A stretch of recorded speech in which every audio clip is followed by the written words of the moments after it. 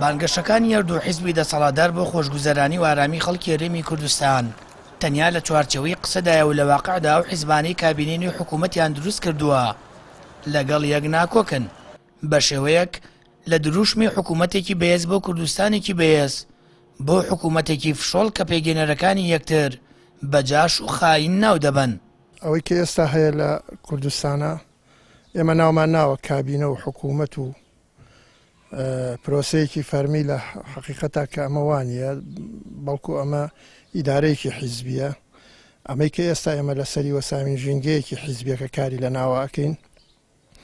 بەدەرە لە موسسات لە دامەزراوە لە دەستور لە یاسا بۆیە بینین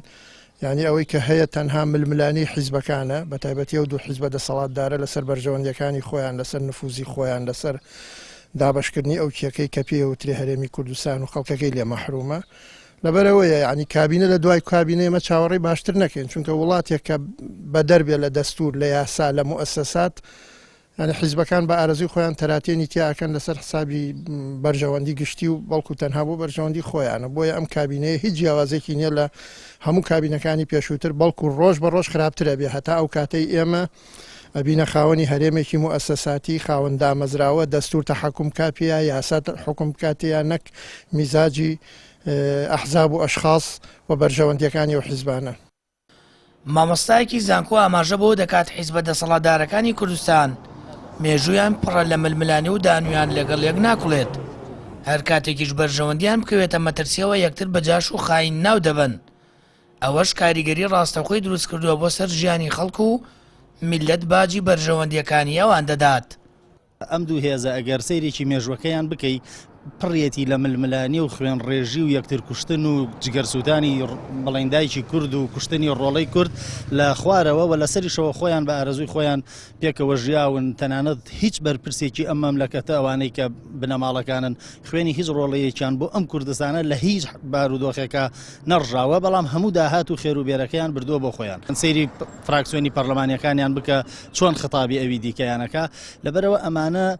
لەوەتەی بڵێن هەر لە